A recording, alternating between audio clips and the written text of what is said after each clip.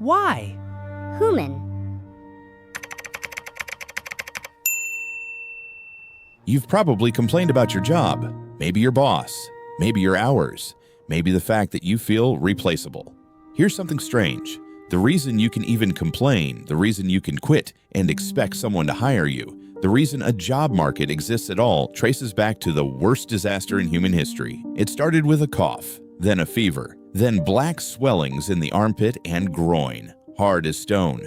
Within a week, most people who caught it were dead. By the time it finished moving through Europe between 1347 and 1351, it had killed somewhere between a third and half of the entire population. Not half of one city, half of a continent. Picture what that actually looked like on the ground. Entire monasteries left with a single surviving monk to bury the rest. Ships found drifting at sea with no living crew left to steer them. Village priests dying faster than they could perform last rites, until some villages simply stopped bothering with funerals at all and buried the dead in mass pits, sometimes hundreds of bodies at a time. In some towns, so many people died so quickly that there weren't enough living relatives left to remember who had once lived there. Historians call it the Black Death, but what happened after it is the part nobody tells you about in school. Before the plague, if you were born a peasant, you died a peasant. Your father worked a lord's land. So did you. So would your children. There was no negotiating this. Lords owned the land. The peasants worked it, and there were always more peasants than plots to give them. Supply and demand, except the supply was human beings, and there was too much of it. Then, in a few terrifying years, that supply collapsed. Entire villages emptied out. Fields sat unplanted because there was no one left to plant them. And suddenly, for the first time in centuries, the people doing the actual work had something they'd never had before: leverage. Think about what that meant practically. A lord with 3 empty farms and 1 surviving peasant family couldn't just order them to work all 3 for the same pay as before. If he tried, that family could walk. Literally walk to the next estate, where a desperate lord would pay more, feed them better, or offer them their own land outright, just to get the labor. For the first time, peasants could quit. The historian Barbara Tushman, in her sweeping account of the 14th century, described how this single shift cracked open a social order that had held firm for hundreds of years. Wages doubled in some regions within a generation.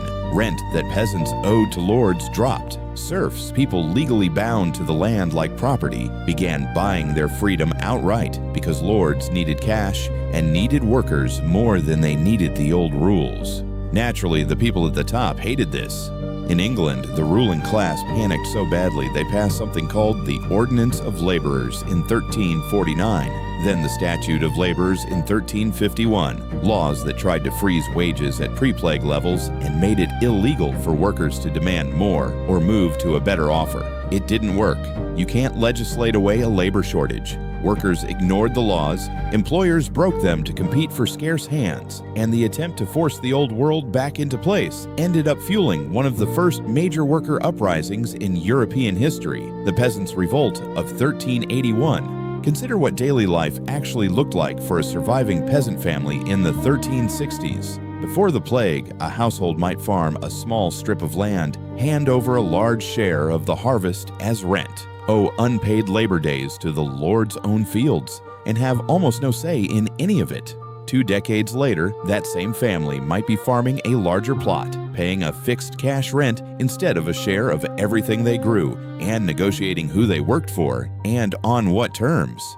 The land hadn't changed, the soil hadn't gotten better. What changed was that the Lord needed them more than they needed him. Here's the part that should sound familiar. When wages rose and rents fell, some peasant families didn't just survive better, they accumulated a little extra grain to sell at market, now that grain prices had shifted in the farmer's favor. A little extra land, bought cheap from a nobleman desperate for coin because his own labor force had been decimated and his estate could no longer pay for itself. A generation of that, repeated across thousands of villages, and you get something Europe barely had before. People who were neither nobility nor serfs. Farmers who owned their own land outright. Tradesmen and artisans who could finally charge real prices for skills that had suddenly become scarce, since half the blacksmiths, weavers, and carpenters in a given region were also dead. a layer of society with money, with property, with something to pass on to their children, but no crown, no title, no seat in any noble hall.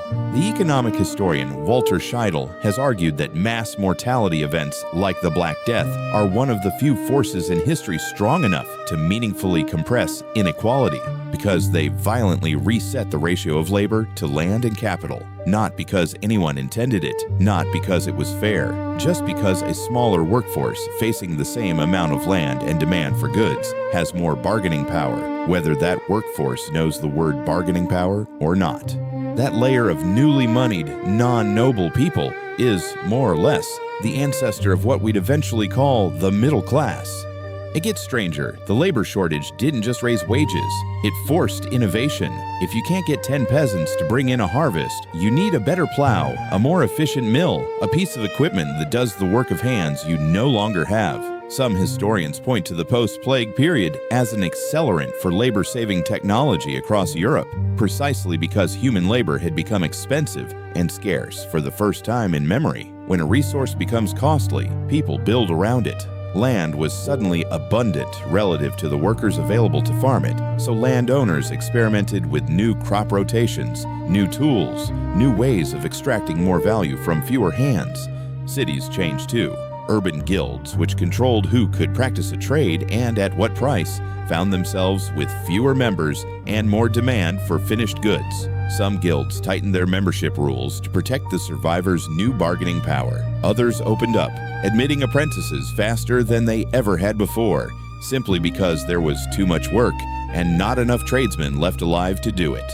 Either way, the old assumption that labor was cheap and endlessly replaceable had been permanently broken. So take a step back.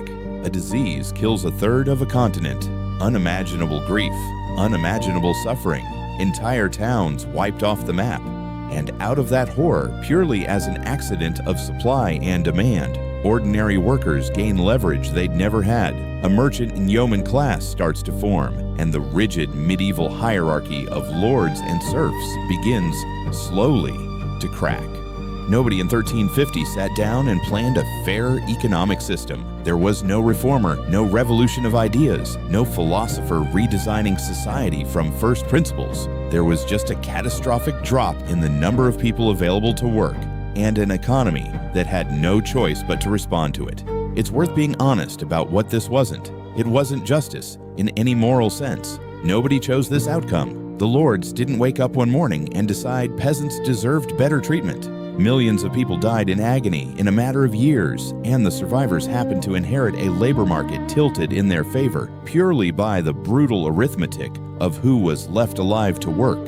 It's uncomfortable to trace something we now think of as progress back to a death toll that large. But history rarely hands out its turning points wrapped in anything clean, and the shift wasn't instant or guaranteed to last. The ruling classes fought to claw back control for decades. Wage caps, legal restrictions on peasant movement, attempts to rebind serfs to their old estates. All of it was tried, and much of it failed, but not without real conflict and eventually real bloodshed in revolts across England and parts of continental Europe. The middle class that slowly emerged from this wasn't handed out of generosity. It was extracted generation by generation from a ruling class that resisted every inch of it. Which raises an uncomfortable question. How much of what you consider basic economic fairness, minimum wage floors, the ability to change jobs, the very idea that your labor has a price you can negotiate, exists not because someone designed it that way on moral grounds, but because a historical accident once made human labor scarce enough to matter? You live in a world shaped by supply and demand for work. So did the peasants of 1350. The difference is, they learn that lesson from watching a third of their neighbors die, while you learn it from a job listing, a salary negotiation, or a Tuesday afternoon spent wondering if you're being paid what you're worth. It's a strange kind of inheritance. Every time a labor market tightens today, whether from a shortage of skilled workers or a shift in who's willing to do a certain kind of job, echoes of that same 14th century arithmetic play out, just without the mass graves. Scarcity of labor still shifts power toward the worker. It just usually takes a recession, a generational shift, or a new industry to do what a pandemic did in 3 brutal years. Next time you negotiate a raise or quit a job that undervalues you, or simply expect that your work has a price you can walk away from, you're standing on the far end of a 600-year-old chain reaction that started with a flea, a rat, and a ship docking in a Sicilian port in 1347.